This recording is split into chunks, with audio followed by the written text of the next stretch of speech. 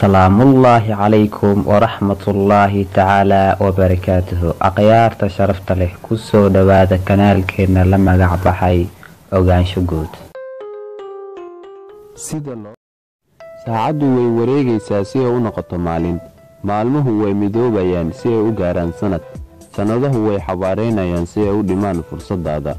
adigu ma waxaad sugaysaa in waayuhu kugu casuubaan guul aan u didin?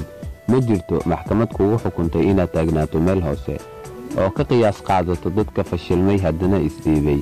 kolka dadka dhan raadinayaan nolol sare, ogow adiga ayaa sabab u ah dib u dhaca noloshaada.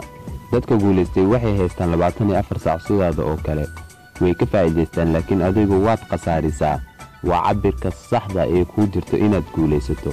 ma jirto qof heli kara marmarsiyo oo kaaga bado inuu horumariyo noloshiisa, waana shaqo ku sugaysa maalin kasta.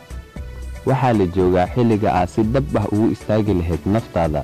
waxaa la joogaa xilliga aad ka faa'iidaysan lahayd fursadaha kugu hareeraysan si aad u noqoto maslax nololeed oo u qalanto.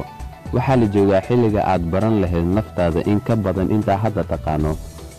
adiga u qalma inaad ku tamashlayso heer sare. adiga u qalma inaad u noolaato riyooyin ifayo iyo nolol sacaado leh, maxaa yeelay waxaa kuugu jira kartida iyo qofnimada lagu jiro xadka ka sokeeya guusha. haas dhigan, hana ku furin geediga meel ka sokaysa guusha.